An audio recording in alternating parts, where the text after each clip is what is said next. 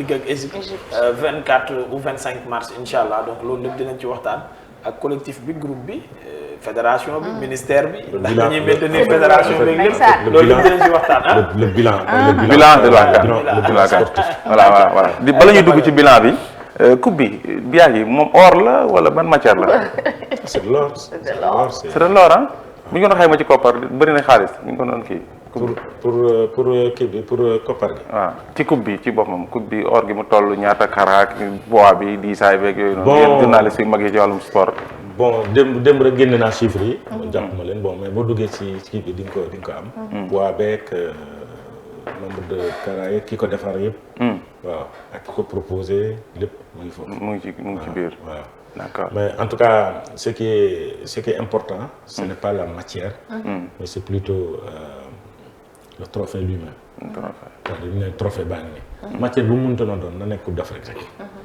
et que ci ginnaaw mu am enveloppe contrairement au basket y a rien ok coupe d'Afrique basket afro basket amoo ci dërëm ñu bëri xamuñ ko nag gis naa ci 2 milliards xaw ma 3 milliards lan afro basket non bu kii Sénégal la bi 3 milliards c'est 2 milliards 857 mille 600 et quelques. Oui, c'est presque 3 milliards parce que c'est 4,5 millions d'euros. Voilà. Donc c'est presque 3 milliards. C'est presque 3 milliards. D'accord. Alors, par rapport ak organisation CAN bi la ñuy daal di ñëw parce que quand même bëri woon na ay coow yi nga xam te ne am na ci surtout nag équipe nationale bi nga xam tey ji moo jël ndam li ñu bëri demoon nañ ba à un moment donné amatuñu woon yaakaar ci équipe bi rawatina nag bi ñu demee final waroon tase ak équipe bu mel ni Égypte ñu bëri jàpp ne naar yi seen xam-xam ak seen expérience ci wàllum football dina jafe loolu équipe bu Sénégal génn ci Aliou Cissé suñu mbokk taskatu xibaar yi lu nekk yekk nañ ko critiqué nañ ko tey ji mënoon defal bilan par rapport à tout cela lan lay doon. alors bu ñu demee d'abord ci organisation man avant CAN bi. man demoon naa Cameroun def fa 3 semaines. gisoon naa déjà Cameroun ci li engouement bi ñu nekk. ci organisation bi mais je savais que pare wuñu. d'accord à quelques mois parce que novembre laa fa dem décembre janvier war a nekk Coupe d'Afrique. j'avais vu que pare wuñu. inquiétude boobu amoon naa ko que CAN bi dina bëri ay raté. ok waaw dina bëri ay raté et raté yooyu defe naa gis nañ ko même sur le plan sportif gis nañ ko alors bu ñu ñëwee ci équipe nationale bu Sénégal Covid bi il faut ñu contextualiser ko Covid bi ñëw na déjouer lu bëri.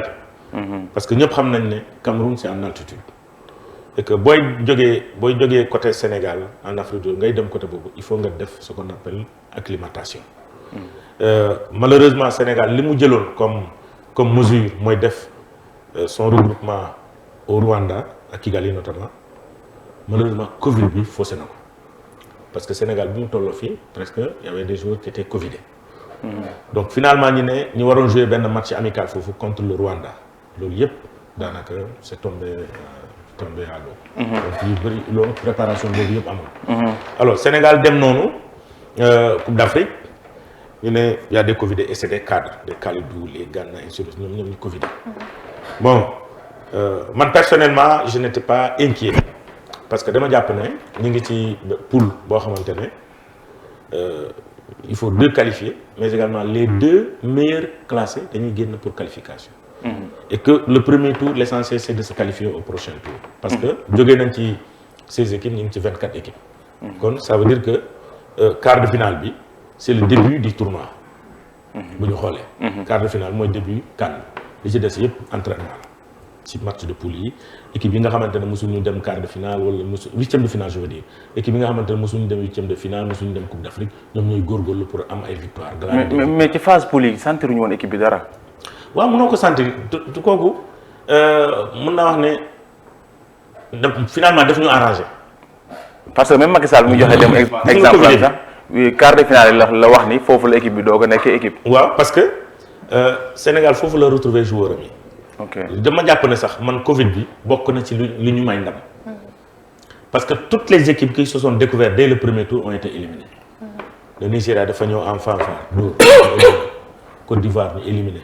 Algérie ñu éliminé équipe yi ñoo am doole yëpp dañ leen éliminé. au premier tour. wala nga dem ba quart de finale ba huitième de finale quart de finale ñu éliminé. parce que tu t'es découvert. ma la wax sànq ce n'est plus un tournoi à 14-16 équipes non c'est un tournoi à 24 équipes. donc la donne change. bu ñu xoolee la vraie coupe d'Afrique Algérie moo ko njëkk a jël ensuite c'est le Sénégal. les autres c'était pour moi c'était pas comme cette Coupe d'Afrique là bii moo ëpp valeur que yeneen yi je dévalorisé wu ma mais loo gis rek am na lu ëpp bii moo ëpp bu Algérie moo ëpp ak bu Sénégal parce que ñoom ñoo joué à 24 te ma jàpp ne Covid yi bokk na ci li tax Sénégal am équipe bii ak tamit d'autres blessés comme Ismaïla Sarr ak Krépin Diatta loolu tax na ba Aliou Cissé xoolaat équipe bi mu xam ne noonu la beneen bi mooy wax nga sànq les critiques je fais partie des gens ñu ëpp critiquer Aliou Cissé et je continue à le critiquer. Ah bon? Oui. ak li mu def nii yëpp. parce que lii lay xaar. ok instant mais jeex na. peut-être non jeexul. ah. tant qu'il est en équipe nationale. moi je n'ai pas besoin de trinquer aller à l'heure Aliou Cissé bu defee lu baax mais loolu moo tax ñu fal ko. effectivement. man bëgguma ci woon dugg sax mais monsieur Biagui man damay dégg Sénégalais yi di ko baalu ak di ko oubliant que ne Aliou Cissé ñun ñoo koy fay. waaw. non seulement mooy sélectionneur boo xam ne ce n'était pas choisi par le ministère ou la fédération sénégalais yi ñoo ko kaas porté ko forcé ñu ko c'est le seul sélectionneur bu amul club ñu jox ko équipe nationale jaarul fenn ci ñun la jël di jàng mu ngi mel ni watkat bu bees nekk ci koñ bi mënul wat nga jox ko sa bopp muy jàng di la xuuf di la dagg ba man wat la wat bu rafet nga naan ko merci beaucoup il faut ma dolli la xaalis su ñun la jàngee indil ñu coono bu ne ñu dóor ñu duma yu ne muy jàng suñu kaw ba mën jàpp nañ ne mën na fi mu toll nii moom moo ñu yoreel ba léegi nii bor moom moo ñu yoreel bor ñun baaluñu la ak bon man personnellement baalu moo ko ak parce que sama xaalis laa lay fay maa kaasoon bañ fan la maay kaasaat boo deful lu dul yoon. du question bii nga jël dalaa wax. waaw mais nag ku def jaloore aussi ne ko jaaraama. waaw nee nañ ko jaaraama mais da ko je vais te man 2 jours ngi ne nelaw barke démb nelaw na démb nelaw na boo ma gisee nga xam ne nelaw na lu tax c'est parce que c'est la victoire ma voix est cassée c'est parce que c'est la victoire on est tous contents lii la ñuy xaar lii rek lañ ko bëggal bañuñu ko. Moi, je n'ai aucun problème avec Aliou Cissé en personne. Au contraire, c'est mon ami. Mais j'ai des problèmes avec l'entraîneur national qui n'a pas bien fait son travail. Tant qu'il y a des ratés, je suis une personne, nan laa koy waxee, un observateur averti. Su ma ci waxul, j'ai failli à ma mission. Je suis journaliste sportif. Est-ce que man dama war a taxaw di naan non Aliou c'est comme ça. baax na alors que baaxul. ñi doon wax yëpp lii lañ ko bëggaloon de coupe. képp ko doon critiquer kenn bañul Aliou Cissé amul ku ko bañ Sénégal tu n'es pas sénégalais. dafa mel ni moom am na ñu demoon sax ba naan nañ tekki ndombal tànkam de wut beneen entraîneur. c'est pas parce que dañ ko bañ. bañuñu ko est-ce que bu nekkaloon foofu entraîneur équipe nationale dinañ ne tekki leen ndombal tànkam. c'est parce qu'il est l'entraîneur. mais au final nag doo comprendre quoi Sambou Aliou Cissé xamul dara mu jël coupe ñu ne lii lañ ko bëggaloon maanaam au final doo xam la position sénégalais tamit. non xam nga c'est le mot wolof xamul dara ku nekk xam na dara am na loo xamante ne mën nga ko am mënuma ko man am na lu ma mën yoo xam ne mënoo ko kan ku nekk am na dara xam na dara dof sax xam na dara. mais kon wax ne xamoo dara. pourquoi critiquer c'est trop dire mais maanaam di koy yenn leen loo xamante objectif yi ñu ko waxoon lu si mel ni 2019 demande duñ ko coupe finale lañ ko waxoon te atteindre na finale donc pourquoi tamit des fois ñu koy yenn loo xamante ni dafay diis trop. non dara diisul xam nga boo fekkee yeneen ñi war a mën a tax nga wax gis nga cette équipe là 2017. Très sincèrement Aliou Cissé bu doon déglu gis nga Aimé Jacquet c'est l'entraîneur qui a été le plus critiqué en 98 dans le monde. Il a 95 ba 98 kay l'entraîneur le plus critiqué. Il a gagné la coupe du monde. am na ñoo xamante ne dañu ne non joueur bii du dem mu ne bii dama koy yóbbu par la force. et il l'a amené et kooku nekk meilleur joueur. loolu mooy conviction. loolu mooy déglu dékku critique nit ñi li ñu critiqué nekkuñ di wax ne tu ne connais rien nii ak non dañ koy naan non defal nii moo gën tey boo xoolee sax ni ñu jëlee Coupe d'Afrique boo xoolee moom nu muy comporter Coupe d'Afrique tu sens nettement que Aliou Cissé a changé Aliou Cissé 2017 et Aliou Cissé 2019 c'est pas celui qui est là beneen Aliou Cissé lañ gis. ñu nekkoon Cameroun yëpp wax nañ ne. pour la première fois ñuy gis Aliou Cissé muy génn di tooñanteeg nit ñi di leen nuyu. c'est ça ak journaliste yi aussi. autant bu daan ñëw ci hôtelam fa lay nekk il est fermé bon naturellement moom dafa mës a fermé wu mais daaw jéem a sax saafonte ak journalistes yi ak public sénégalais bi fa daan ñëw et cette fois ci gis nañ ne changé na loolu. est-ce que je vais vous faire une révélation il y a beaucoup de joueurs yoo des joueurs yoo xamante ne nekkatuñu fi ñu am problème ak Aliou Cissé xam nga lu tax c'est parce que il l'a appelé Jammeh Yaya Jammeh C'était dur. Non, c'est parce que son comportement. D'accord. Son comportement gis nga en 2002. 2002 xam nga 2002 xam nga lan moo doon fort Sénégal. C'est que l'équipe nationale du Sénégal était dans la rue. L'équipe nationale du Sénégal était avec les Sénégalais. El Hadj Diouf kay moom génération. Ngor Diarama dafa meloon nii. Ngor Diarama da ngay ñëw foofu nga fekk joueurs yi ak les supporters. Parce que joueur balaa muy am muy sentir ne ñi ñaa ngi si muy mën a bëgg def dara faut mu sentir les supporters. Le jardinier de Ngor Diarama dem ba ci kii balai ba ci cuisinier ñoom ñëpp ils étaient dans l'équipe nationale du Sénégal. L'équipe nationale était ouverte. nga jógee foofu équipe nationale buy dem Léopold Sédar Senghor entraînement buntu stade bi sax c'était un problème pour dugg parce que l'équipe était proche de son public. Mais nañ ko waxte de Aliou Cissé bi mu ñëwee l'équipe s'est complètement éloignée du public. Et complètement sorti mel ni équipe boo xamante ne nekkatul Sénégal. On ne sentait plus, les Sénégalais ne sentaient plus cette équipe. Xoolal bu doon engouement bi l'équipe nationale est allée à la coupe du monde, à la coupe d'Afrique ñu bëri yëguñu ko. ñu bëri yëguñu ko. Départ c'est pas l'équipe nationale est venue à faire des stages ici ñu bëri yëguñu ko. te loolu warul am. Il faut nga ubbi équipe bi waxuma nag mu am bordel excusez-moi du terme dans l'équipe non. Pour que ñi ni di dugg def non c'est pas ça mais dafa am ñoo xamante ne dañ ci war a dugg di génn. On a vu cette coupe d'Afrique les anciens internationaux ay ñoom El Hadj Diouf ñoom Fadiga ñoom Mamadou Seybani Diallo ñoom Pape Thiaw ñoom ñëpp ñu ngi doon accéder à l'équipe et ça c'est très important lu ko wàññi dara yaakaar naa amul kenn ci ñoom koo xamante ne am nga yéene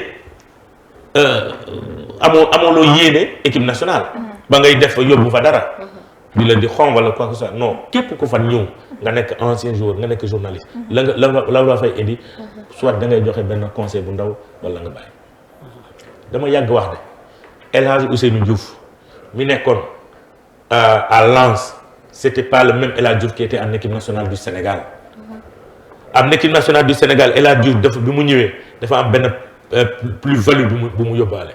Lu tax loolu parce que quand il est en équipe nationale du Sénégal à la mi-temps ou avant le match il y a un certain Jules François Bocandé buy ñëw taxaw ak moom wax ak moom. te dina ko déglu il était tout le temps à ses côtés. buy génn xool leen équipe nationale temps Jules François Bocandé yal na ko yàlla yërëm. quand l'équipe nationale mënul génn te Jules François Bocandé génnul avec sa crinière door a def ni stade ba toj. loolu dafa am lu muy wane. parce que Jules Bocandé dafa am lu mu joué rôle bu mu joué. dafa am statut bu mu amoon. El Hadj Diouf ñoom di roy ci moom parce que gis nañ ko à l'œuvre. ñu bëgg roy ci moom boo bëggee roy ci moom da nga koy jege. et rôle boobu El Hadj Diouf du jouer actuellement. mais loolu la waroon joué depuis très longtemps lu waru ñoom xaar tey. d'accord est-ce que foofu du photom parce que ñoom ba ñu bëggee jël décision tamit booloo dem ci ginnaaw Aliou Cissé dañu ko def ci moment bi nga xamante ni moom la waroon nekk. est-ce que du ñoom ñoo war woon nekk trop à l'écart di critiquer tous les jours. bu ñu critiquer rek. c'est parce que c'est fermé. bu ñu critiquer c'est fermé. est-ce que cherché woon nañ ngir approcher. non dégg lu ma la wax. approcher ko ils ont tout fait laa la wax nii. ils ont tout fait pour mën a xaw naa nekk dëgg na parce que kenn du liñ naan kenn du toog ci branche di ko gor parce que booy critiquer rek ça veut dire da ngaa jegewul. da ngaa jegewul. parce que boo jegee question yi ngay posé ba ngay critiquer tey lu ñu reproché El Hadj Diouf ñu naan El Hadj Diouf bi ñu ko falee ba léegi waxatul critiquer tul Aliou Cissé. C'est parce que bu ñu koy critiquer il n'était pas dedans. Maintenant il est dedans il peut lui parler face à face. Mais imaginez une équipe nationale du Sénégal. bàyyi leen xel bu baax li ma leen di wax. Dans le staff technique du Sénégal nous avons un staff que de défenseurs et loolu dafay firndeel la ñu doon jouer. Effectivement défense moom baax. Aliou Cissé c'est un défenseur. Tony Silva c'est un défenseur. Lamine Diatta c'est un défenseur. Oumar Daf c'est un défenseur. Ferdinand Coly c'est un défenseur. te ñooñu rek ko jege woon. ñooñu rek ko jege woon. léegi ñooñu est-ce que à la mi-temps Sadio Mané bu daté benn envolée est-ce que ñooñu kenn dina ñëw taxaw si Sadio Mané non da nga waroon def nii da nga waroon alors que yow défenseur Sadio Mané du la sax déglu. yaa ne man ma nekk attaquant ba nga nekkoon défenseur ngay tulli rek. yow war nga mën a mais cette image là est-ce que ça Aliou Diouf bu waxee bu match mi-temps jotee. bu wooyee Sadio Mané di ko wax yi est-ce que Sadio du ko déglu. si dina ko déglu lii lañ soxla woon en équipe nationale du leneen. et vraiment psychologiquement ça. comme on le voit ci yenn comme Égypte biñ tasee ak ñoom ci final bi bañ demee tiro bi nga gis xadari ñëw ak gabaski di ko jox ay mbir. c'est ça quoi dafa am loo xamante ne. am ñoo xamante dañoo marqué l'histoire du football. c'est-à-dire kii El Hadji bu muy toj en 2002 Sadio Mané mu ngi toog ci télé bi di seetaan di jooy kooku yàlla def mu taxaw moom man may joué kooku di ma conseillé. c'est-à-dire ku déglu conseil yow da ngaa dof. c'est-à-dire Sadio Mané mënul def safaan wax. tey Kalidou Koulibaly nekk ci défense bu Sénégal à la mi-temps Fernand Coly ñëw wax ak moom ne ko nii ak nii du ko déglu dina ko déglu par la force. est-ce que yaa ngi déglu ma la. donc loolu lañ doon wut en équipe nationale cette ouverture et cette ouverture loolu lañ gis ci Coupe d'Afrique bi moo tax ma ne la il y avait beaucoup de signaux yoo xamante ne qui faisaient que aujourd'hui le Sénégal pouvait gagner ce trophée là. critiquer xam nga Covid sama dama ne man la Covid bi dafa am lu mu réglé lu bari. Aliou Cissé dafa yàgg insister ci benn schéma de jeu. gis nga du ñu ay technicien waaye football nañ tuuti te tamit yàgg nañ ci ku yàgg ci teen baag fekk la saa yi dañ ci yàgg na dunde da nga fekkee démb fekkee tey. fekkee démb fekkee tey Aliou Cissé moom bu muy football ñu ngi koy bind. ñu ngi bind ci moom. léeg-léeg mu woote mu naan leen def naa lii saa yi nañ def ndànk. gis nga àdduna bii Sénégal gii dafa ndaw. nañu bu ñu fàttee démb. ñun ñu ngi fi woon démb nekk fi tey. si yaa ngi comprendre. cas Covid yi moom dafa yàgg insister avant Covid yi ci benn schéma ñu naan ko boobu baaxul. bàyyil boobu. mais boo waxee mu gën a def safaan wax. maa ngi jégalu nag vraiment je voulais rester dans la célébration ainsi de suite. tey. yéenewuma leen non yéenewuma leen ko Ismaïla Sarr dafa blessé. Krépin Diatta blessé. mu obligé la nature obligé ko. mu def lañ ko doon laaj. mooy un milieu de terrain fluide joueuse. qui se projette vers l'avant. ci la indi Nampalys Mendy parce que Krépin nekku fi. oh Nampalys ci la indi. Bamba parce que Ismaïla Sarr nekku fi. yenn saa yi mu dugal Pape Gueye ci digg bi pour mu gën a def fluidité ci jeu bi. dañu yàgg wax ne. ngir yàlla Cheikhou Kouyaté c'est un très bon joueur c'est un patriote def la nu nekk. baax na ci équipe bi bàyyi ko ci équipe bi waaye bu ko teel a dugal. lii lañ ko yàgg wax parce que son jeu il joue dans le même périmètre que Idrissa Gana Gueye. seen jeu se projette vers l'arrière. suñu attaquant yi du ñu ànd jot ay ban. lii la ñuy laaj Aliou Cissé. dugal ñu ñoo xamante ne ñoom au moins ñaar ñi il se projette vers l'avant. kenn mu am verticalité loolu la ñëpp doon jooy. dañoo am attaquant yoo xamante yàlla def na ne le meilleur attaquant du monde ñoo ko yore mooy Sadio Mané. yàlla toftal ñu ñeneen ñoo xamante ne tey ils sont meilleurs dans le club ñooñu du ñu jot benn ñaar ñetti bal te benn dugul. lii lañ ko doon wax. démontré na ko. bañ ko def. mu joué loo Cheikhou Kouyaté ak Idrissa Gana Gueye ak Pam bi fi nekkul.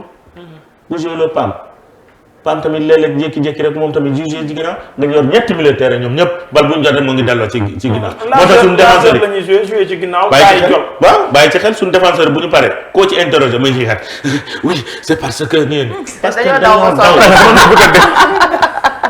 alors que attaquant yi koo ci kii rek mu naan oui parce que ainsi de suite. deful dara doon noobu la ci biir rek.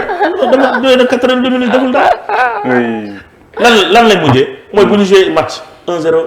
quel que soit l'adversaire da ngay dégg 1-0 te bii boobu sax xoolal ay dernière minute lañ ko lijjanti nii am ko 1-0 wala 2-0 ni dañ ko lijjanti quel que soit l'adversaire nag ay Kenya ak ay je ne sais pas contre mais ay Namibie ak ainsi de suite xam nga dugal 1-0 c'est parce que sunu attaquant yi kenn joxu leen balle ñoom ñooy ñëwoon jëlal seen bopp yéeg ak moom Sadio Mané day ñëw milieu terrain bi jël balle war ko yóbbu Ismaïla Sarr ñëw milieu terrain war ko yóbbu moo tax bu jëlee rek mu dem na wutali poto corner ba doog a centre milieu terrain ba sunu attaque en point Mbaye Niang la woon moom tamit muy xaar di mbëkk du am benn bal buy mbëkk xanaa benn bu Ismaïla Sarr centré loolu lañ doon wax Aliou Cissé mais xool leen ci Coupe d'Afrique bii lu musul am la am contre Cap-Vert ñaata lañ dugal ñaata bi la dugal 2 wala 3 2 contre Guinée Equatoriale ñu dugal ñaata 3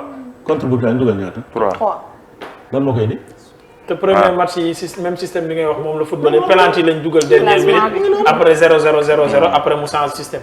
la finale là cette finale là gis nga Aliou Cissé bu changé wu loolu la ma doon joué du dem ak waa ji série waa ji da koy plier depuis très longtemps yow joué nga non c'est pas possible yow nga joué contre Cap-Vert nga dugal Pape Gueye ak Nampalys def lu kenn jar lu dara jar def feu nga ñëw Guinée Équatoriale ñu naan déet waay nii nga dugal a Nampalys ah Pape Gueye nga boole ko ak Pape Gueye ñu def lu dara jarul couplé bu extra xam nga gis nga la gestion d'une équipe ce n'est pas parce que rek dugal nga mais da ngay xool premier mi-temps ce que ça donne premier mi-temps moom mooy définir la deuxième mi-temps mooy que ni ñii militaire bi dañoo téye gars yi ba ñu xoox deuxième mi-temps nga dooroo dugal ñoom Cheikh Kouyaté ak Ismaïla Sarr ñu ñëwee dañuy doggali loolu lañ def nga ñëw contre ki ñu am demi-finale kan la Burkina tu fais la même chose yow nga dem contre Égypte tu changes te indi ñu Cheikh Kouyaté indi ñu Idrissa Gana Gueye teg Pape Gueye ci banc indi Ismaïla Sarr ok kon Bamba amul dara d'accord Bamba amul dara di kon final bi ni mu ko tegee defoon na ko non yow tamit xam-xam deful loolu non bi Ismaïla Sarr génnee la ñu am ay occasion France Bamba bi mu duggee moom moo fa def 2 occasions yi après moom moo fa indiwaat beneen occasion bu Bamba dañu ne gis nga dañu ne on ne change pas une équipe qui gagne looy changer une équipe qui gagne c'est-à-dire xel sax moo ko mayewul quoi waaw mais aussi est-ce que doo xalaat aussi ci équipe bi nga war a taseel aussi parce que équipe bi bokkuñ on ne change pas une équipe qui gagne mais équipe bi ngay taseel aussi après da nga faut nga basé aussi seen compétence moo gën a yomb peut-être waay non ñoo leen mën a ci ndax xam nga final bi ñu bëri dañoo yaakaar naan nañ dal ci Égypte mais bu ñu xoolee 8e de finale ñu bëri dañoo wax Cameroun la ñu waroon a am ci finale bi ndax moo gën a nooy gis nga ay dara une bonne équipe gis nga en Coupe d'Afrique bul xool une bonne équipe c'est l'équipe qui gère le mieux mooy toujours nekk meilleur Égypte bu fekkonte ne meilleur la Égypte du fi egg mais l'Égypte a fait une très bonne gestion de son effectif de la CAN très bonne gestion li mu yor moom la duggee marché waaw moom dafa jógee ci tournoi boo xamante ne moom moo ko organisé mu perte ko mu ne ba may dem nii soit dama koy jël mbala maa nga final te loolu la def dafa ñëw li ne daan waaye l'Égypte joué wul Égypte joué na daa joué wul lan ma joué ñu bañ ma dóor lu ma joué di damay ñëw teg la may teg moom équipe bu mu dajee ne teg lu muy teg mu ciy am ndam du ko changé moo tax lu ma laa lay wax man ne on change pas une équipe qui gagne yow Sénégal yaa ngi doon teg loo xamante daf lay gañaloo lu ko changé bu ko changé yow waa ji xool nga ko lu ma doon joué yëpp day ñëw rek def nii mais seetal lu koy dindi. ils ont eu l'occasion ñu sax xool jeu égyptien yi ci demi-finale bi. waaw mais final bi Sadio moom penalty boobu mu raté tamit yow Samb na ko jàngatee. xam nga penalty. Sadio il faut reconnaître Sadio a un mental très fort. Si c'était un autre joueur si c'était pas un joueur de classe mondiale c'était fini pour lui. Le match là c'était fini pour lui mais boo xoolee moom mi raté. moom moo njëkk a galvaniser ses troupes. alors pourtant il n'est pas le capitaine c'est Kalidou Koulibaly le capitaine. raté ba pare. mais le capitaine naturel de cette équipe c'est Sadio. mais aussi li mu ci def aussi geste bi esprit de dépassement la am. bon ci mooy laay xaw a wax tuuti xam nga penalty bi mu koy teg ñi ma nekkaloon ñoom ñi ma nekkaloon keroog Pikine nee naa erreur bi mu njëkk a def avant muy dóor laa ko wax ñoom mën nañ ma jël seede erreur bi mu njëkk a def mooy war woon dem ci communication wu Salah ak gardien. waaw ne dama koy dugal. mu ne. Salah bi muy ñëw di wax gardien de but bi. côté gauche lay dóor bal bi. côté droit lay dóor bal bi. moom mu ñëw ne ko man côté gauche laa koy dóor demal foofu. c'est-à-dire geste bi. wax góol bi fi muy dóor bal bi. mais dëggalul loolu déjà changement boobu da ko perturbé. bi mu taxawee di dóor boo xoolee kanam gi dama wax ne Sadio dafa tiit. il n'était pas concentré. mënul dugal bal bi dafa tiit. ñu naa ma non bul wax loolu nañ rafet jot man leen non dafa tiit il n'est pas lui-même.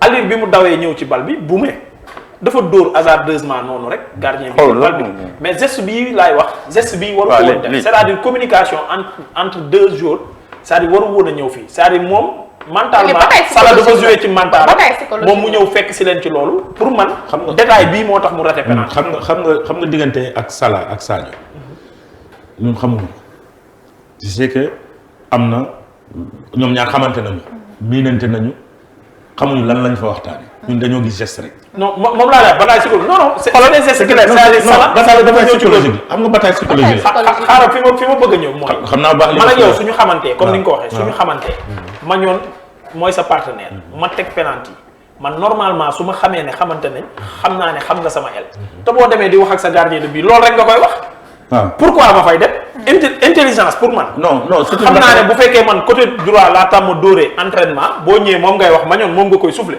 ma door gauche waaw mais xam nga ba tey du ma ñëw ci communication damay mel ni gisuma leen pour nax leen ma ñëw dóor gauche non mën na ñëw comme mën na bañ a mais c'est une bataille psychologique xam nga par exemple bu defoon beneen côté mu dugg tey peut-être dinañ beneen commentaire la ñuy indi ñu naan xoolal gis nga Sadio fu mu defee mooy bu mu ñëwee pourtant ci tiro bi el forum la dóor el bi mu tàmm dóor muy côté droit bi fa la insister dóor fa te pourtant dugg na loolu laay wax ne moom la waroon a def ci penalty Gabaski moom nettali na lu ñu doon waxante ci seen biir parce que hier il a dit que lan la Sadio Mané doon wax Gabaski ci la ne Salah dafa ñëw ci man ne ma Sadio xaar ko droite la lay mooy dóor léegi nee na ñu tourné gis Sadio Mané di egsi mu ne ko xool ko il est en train de venir vers nous je savais qu'il allait venir mu ñëw ci la egsee ne ko lan la wax droite laay dóor non gauche laay dóor mu ne ko voyons voir Salah ne ko voyons voir léegi nag si lañ ñëwee nag daal di dem dóor gauche non dóor au droite non au milieu la dóor au milieu la dóor moom laay wax ne bi muy ñëw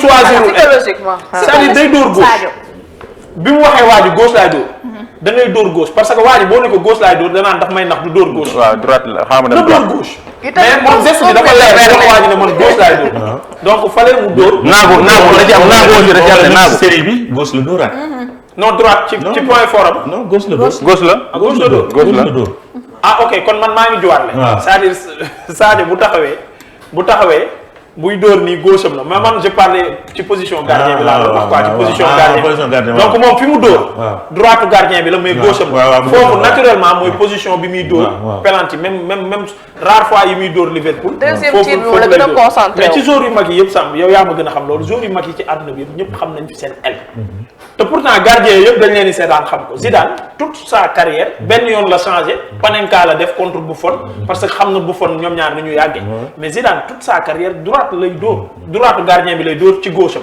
te day dugal Messi ñëpp xam nañ penalty yi nu muy def ras de terre lay dóor ndànk taatu poto te fa la koy def day dugal mais pourquoi moom en tant que joueur bu mag ak statut bu mu toll muy ñëw ba ci final muy douter di changer c'est-à-dire dóoral foofu bi mu ko defee ci tiro bi góol bi dem na fa mais mënu ci dara. est-ce que pression bi am tamit pression bi joué na si. non kii amatul pression au football. non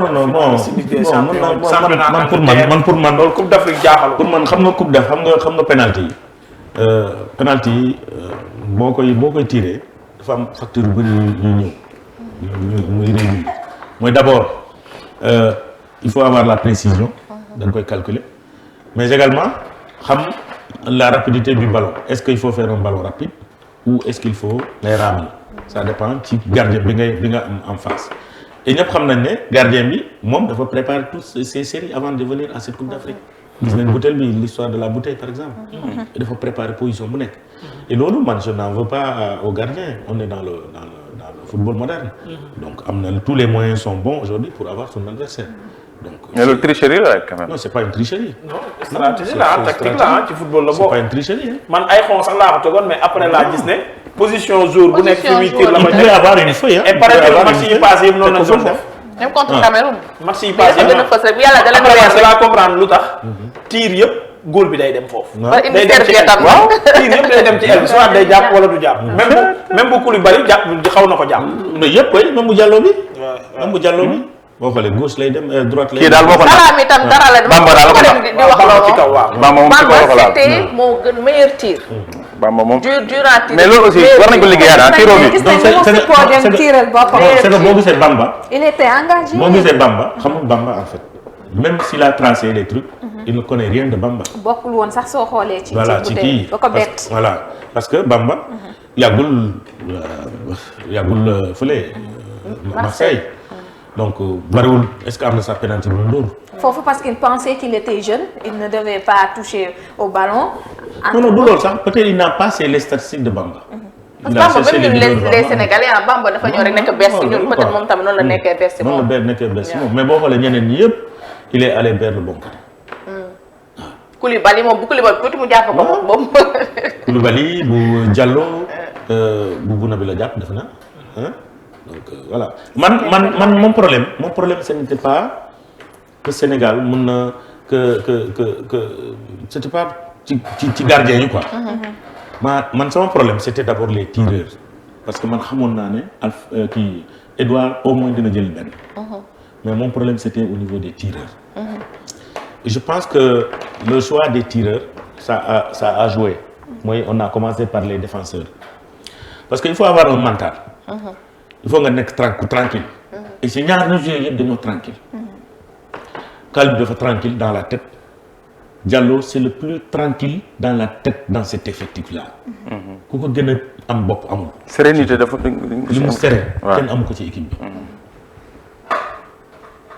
li mu bëgg trophée bi amul ku ko gën ci équipe bi engagement bi mu amul kenn ku ko gën ci équipe bi xam nga un binational nga jaa ngi doog a ñëw équipe nationale dans les vestiaires tu élèves la voix c'est parce que tu es quelqu'un sinon mënoo ko def c'est parce que aussi on est leader dans l'âme. C'est ça. Capitaine espoir équipe nationale de France. noonu la c'est-à-dire leader la naturellement. noonu la donc mu commencé ñooñu pour man c'était bien vu et que Salah n'avait pas le mental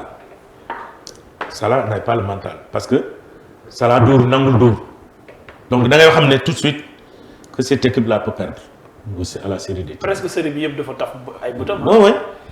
Il n'était pas là. Après laa gis benn interview am fële l'équipe muy wax ne Sadio bi mu jógee pour dóori bal bi gars yi di ko laaj lu tax nga commencé jooy mu ne ma je savais que du raté 2 fois. le connaissant du raté 2 fois. moo tax Sadio dafa jóg di dem rek mu commencé jooy xaaral sax. xam nañ ñàkk nañ. en tout cas bon si on revient sur la question par rapport aux critiques ak le bilan de la Coupe d'Afrique je pense que c'est un bilan qui parle de lui-même. Le résultat est là mais également le parcours. linéaire tamit mu ngi fii li mu joxe maintenant il faut renforcer les choses parce que la droite heureusement que Sabaly va revenir il a repris la droite il faut que ñu renforcer ko la faiblesse de l'équipe nationale c'est la droite et moom moo nekkoon suñu fort temps Lamine Gassama moom moo nekkoon suñu fort et c'était la gauche moom moo doon suñu problème la CAN la blessure de Sabaly a réglé un problème et je l'avais dit depuis la Coupe du Monde mënoo yore ñaari tànk nga taxawee benn tànk nga bëgg a équilibrer mënul nekk une équipe nationale wax leen ma ban équipe nationale muy jouer 11 joueurs dans le terrain wala 23 sélectionnés il y a pas de gaucher je n'ai pas vu cette équipe nationale moi. C'est vrai. 2017 jusqu'à la Coupe du Monde on a joué avec un seul pied c'est le pied droit. Le Sénégal n'a pas de gaucher ça c'est un déséquilibre énorme boo xamante ne daf doon jouer ci équipe bi. et ci monde bi ci football moderne léegi sax ak central nit ñi dañu préférer pied gauche pied gauche voilà loolu dafa c'est-à-dire nit ki ñaari tànk nga taxawee. mala sax benn bu suñu peeru axe bi li tax mu dox loolu ci la. parce que Abou Diallo côté gauche Kalidou Koulibaly côté droit. oui c'est ça tey Pape Abou Cissé Sabaly bu fi nekkoon mënoon naa teg sama loxo ci kaamil ne Saliou du jouer Sabaly la fay yóbbu bàyyi Bouna à droite. donc à toute chose malheur est bon. loolu tax na mu réfléchir dañ ko mu yàgg wax ne la gauche dafa war a revenir au gaucher Saliou Ciss était à la Coupe du Monde. c'est le seul joueur qui n'avait pas foulé le sol qui n'avait joué aucun match aujourd'hui qui fait partie de l'équipe type de la CAN qui fait partie des meilleurs joueurs du Sénégal Saliou Ciss. et pourtant il n'est pas dans un grand club il est dans un club de deuxième division en France. est-ce que buñ ko muséoon ci moom depuis très longtemps kon heure bii jógee na fi mu ngi ci leneen parce que encore une fois nañu fàttali ne l'équipe nationale dafa am benn plus-value tant que ma ko waxee plus-value bi mooy lan mooy que ni képp koo xamante ne ñëw nga yaa ngi équipe nationale sa équipe nationale boo defee résultat dafay jouer ci fi nga nekk. c'est pas pour rien yenn club bi bu ñu lay bëggee recruter en tant que jeune ñuy laaj ndax am nga sélection. ba ñeneen di ci jaar di ko mën waaye. waaw mu ne xam nga tey. sànq loolu yàlla bu gars yi dégg olof dégg. parce que ñu mel ni waa Angleterre bu ñu xamee ne bëri na zone sénégalais yu fa dugg indaale papier sélection nationale te dañ leen koo jaay ci suñu fédération yi musiba am. gis nga le numéro là. 19 ban numéro moo ci nekk. 19 c'était 100 numéros moom Saliou Ciss en équipe nationale. 100 numéros. oui. lu tax 19 bi dama am na ko sax Saliou Ciss ak nu mu yàggee équipe nationale. ñu soog a sol numéro 2.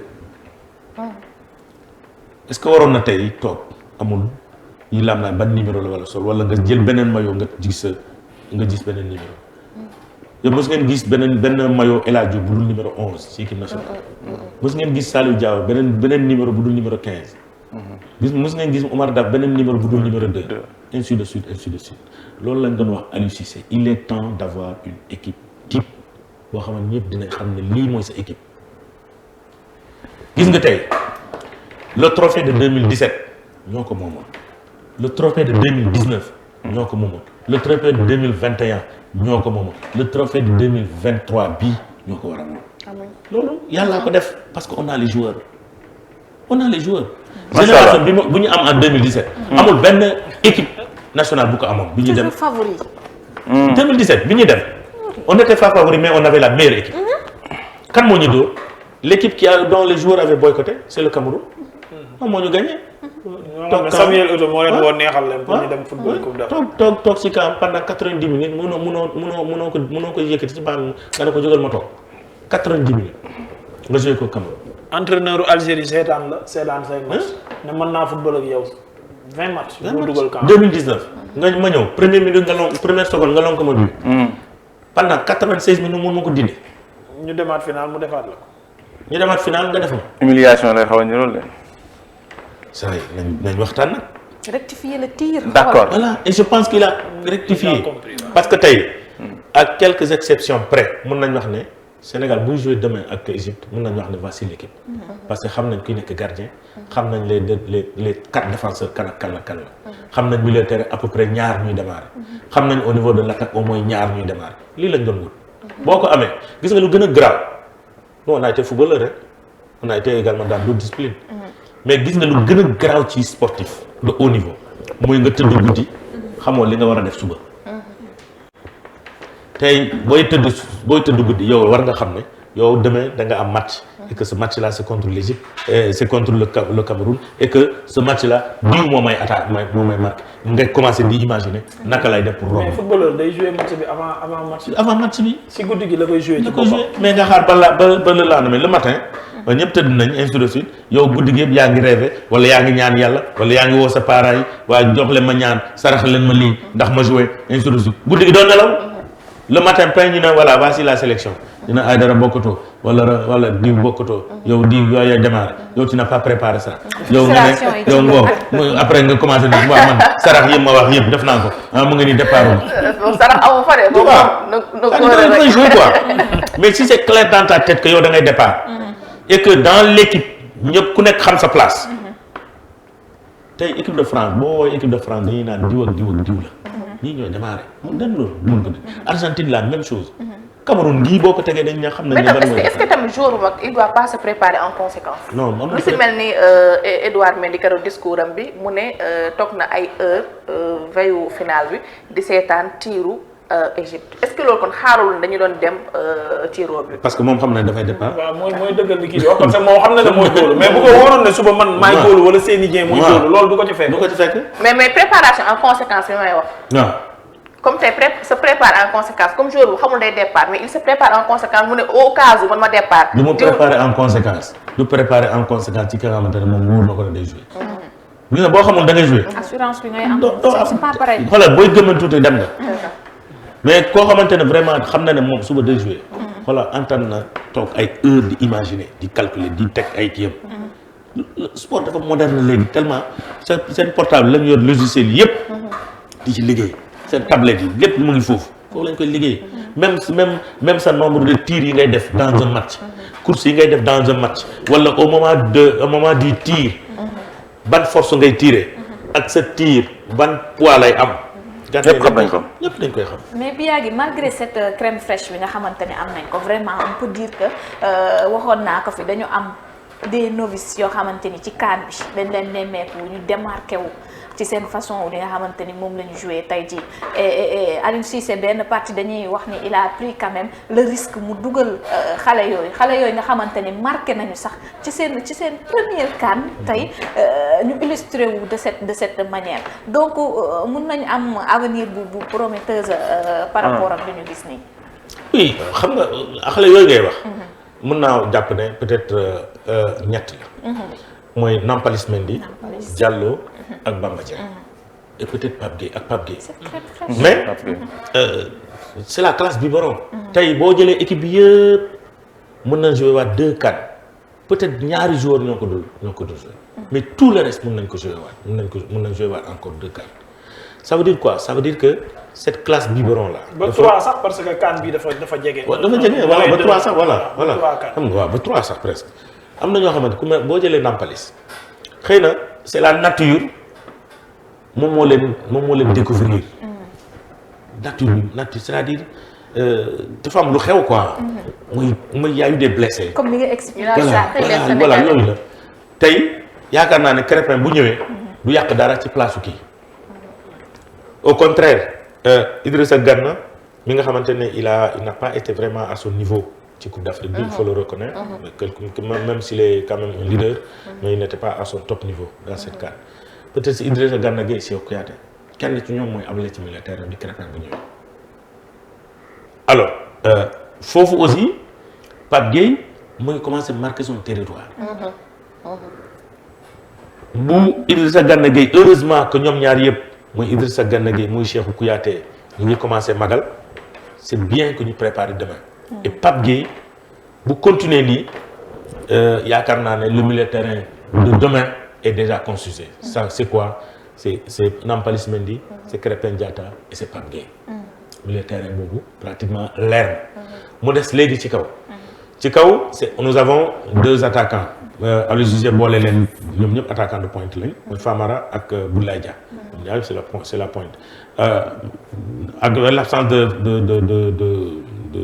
Ismaïla Sarr mu yóbbu Boulaye Dia excentré droit bon gis nañ lu mu fa def c'était pas efficace bon c'est normal Boulaye moom c'est pas son poste quoi c'est pas son poste c'est pas son poste xam nga mooy manque de stabilité dans la tête bu ma la doon wax est-ce que xam nga ne loolu moo jàll loolu moo dal Diao Baldé ñu daane laal wax Diao Baldé Diao est-ce que parewul ci CAN non Diao loolu moo ko dal Diao n'a jamais été stable dans la tête parce que dañ ko responsabiliser c'est l'un des meilleurs joueurs sénégalais.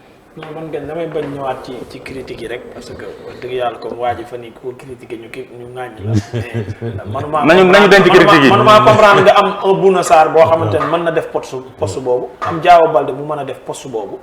nga am yeneen arrière yoo xam ne mën nañ ñëw place Bouna Sarr nga avancé Bouna Sarr tu prends un attaquant de pointe di ko yóbbu di ko sacrifier moo sacrifier la yóbbu ko côté droit ba sénégalais yëpp ne xamul dara alors que yaa ko sacrifier yóbbu ko ci poste boo xam ne mënu fa football Mame Baba Thiam nag Mame Baba mais bien que Moustapha il m'a quand même marqué ci CAN bi joué ci benn minute mais on a senti que il a tellement pleuré vraiment ku impliqué wu woon la quand même ci li nga xamante ni moom moo di CAN bi de même que moom yi ngeen di wax responsabiliser wuñ ko mais dafa am attitude bu positive boo xamante ni moom la doxalee malgré que moom xam na ni xel ni am na lu doxul xam na li tax tey dugaluñ ko mais il a su accepter les décisions yi nga xamante ni jógee na ci son coach quand même mais continuer quand même ci xoolam accompagner l'équipe.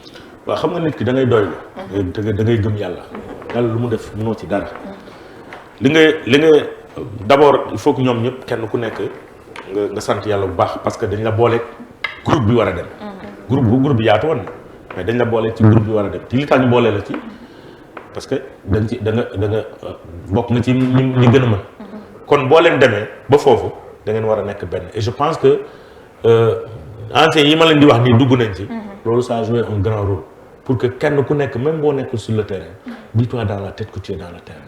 Parce que c'est quoi on cherche le trophée et le trophée ne sera pas le trophée de Sadio Mané, ne sera pas le trophée de Kalidou Koulibaly, ne sera pas le trophée c'est le trophée du Sénégal. Et que c'est l'équipe nationale qui l'a gagné. Et yow nga bokk ci équipe nationale bi loolu moo ci amoon solo. Et je pense que ce discours là loolu bokk na ci li tax kenn ku nekk même boo nekkul sur le terrain nga impliqué wu mais xool leen bii bu duggee wala moment bu critique boo xoolee ci banc bi nga xam ne les gens sont dans le match. Carrément. C'est très important.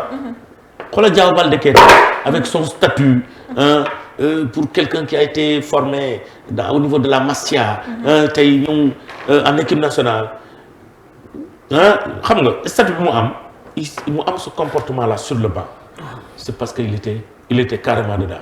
Naam n'a joué aucun match mais c'est encore la classe il est encore très jeune donc il a l'avenir devant lui mais très jeune yow bi ñuy joué la première finale du Sénégal du Togo tey nga bokk ci ñi nga xam ne ñoom ñoo takk médaille cette médaille là va marquer dans sa carrière parce qu'il est encore jeune et cette médaille là moo gën fuuf les minutes yoo xamante ne mu joué ko te sa fekk na Sénégal gagné defe naa ce discours là loolu bokk na ci li tax ñu gagné. ñu remercier suñu gardien balaa Ahmed di daaneel suñu gardien parce que je l'ai dit balaa match bi jeex dama seetaan ba mu yàgg ma ne lii c'est un match de gardien.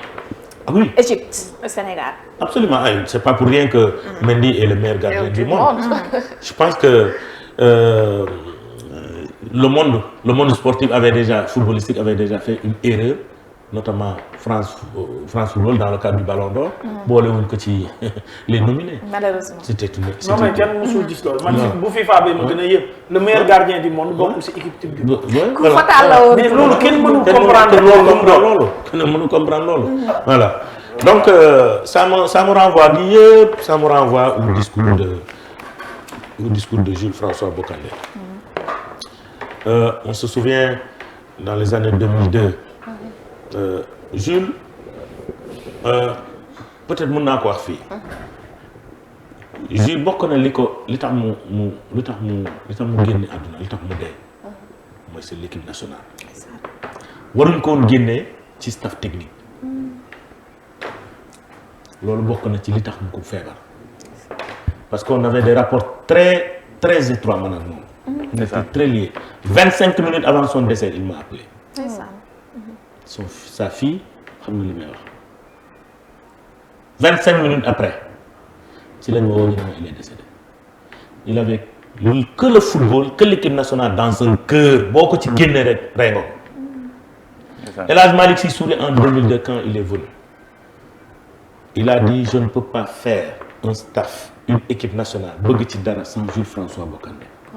je me rappelle ci propos yooyu demoon na sax wax ne Jules nee na même buñ ko fayu. oui.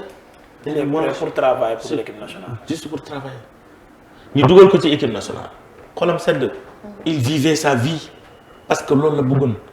n'oubliez pas que lui il a écopé d'un carton rouge pour venir en équipe nationale du Sénégal et faire qualifier l'équipe nationale du Sénégal marquer des buts. Plus une suspension. dem ñu sanctionné ko financièrement dans son club. Malgré tout mu nekk meilleur buteur de cette CAN parce que bi mu ñëwee de ce championnat parce que bi mu ñëwee ki nga xam ne nag moo doon concurrent dugal na 2 buts ci ginnaaw mais malgré tout il a été meilleur buteur. moom Jules François Bocandé 2002 il était dans le staff après jékki-jékki gars yi ñëw génne ko dans le staff parce que tout simplement Sénégal dem na Coupe d'Afrique gagné fa ñu génne renvoyé staff bi ça lui a rendu malade. La réalité c'est ça lii moo rey Jules François Bocandé.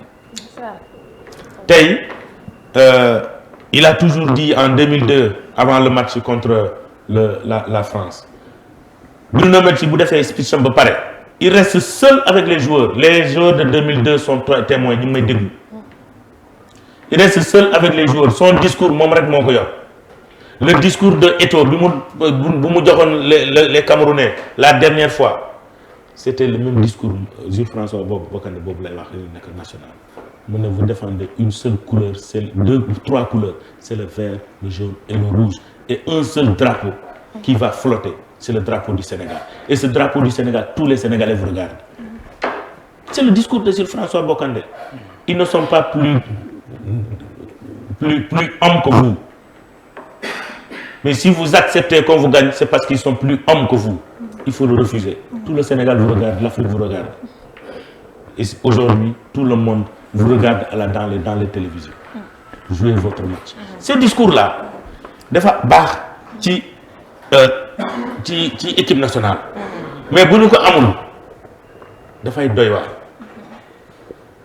Laye Diaw 2019 bi ñuy préparer la coupe la finale mu ne Sénégal parce que dafa écouter le discours de comment ça s'appelle Belmadi. mu ne Sénégal bu ñu demee ba ñuy naan ñun amuñu jom war nañu bàyyi football wala lépp lu ñu jàpp ñu bàyyi ko parce que Sénégal dañ ko xamee jom mooy suñu première qualité mooy jom fit loolu la ñu xamee. maintenant bu demee nag ba kenn di ñu naan ñun amuñu fit wala amuñu jom c'est parce qu'il y a quelque chose. et loolu vraiment je tenais quand même à le rappeler. mais ñu bàyyi xel discours yi ñu xam ne. Les mots aussi ont leur importance dans les staffs techniques et il faut trouver les hommes pour le faire. Ce n'est pas n'importe qui qu'il faut à la place qu'il faut. Merci beaucoup ñu daal di dem xooli anniversaire yi ak Thierno Ba parce que waxtu wi xaw nañu ko xaabaabal nañ parce que bëggoon naa ñu waxtaanee ci li nga xam ne moom mooy avenir bi bu baax a baax avenir kii sélectionneur bi Aliou Cissé ak fédération beeg lépp mais malheureusement waxtu bi moo ñu xoj xam naa dañ koy jàllale ba beneen yoon rek incha allah anniversaire yi bi ci jiitu moom mooy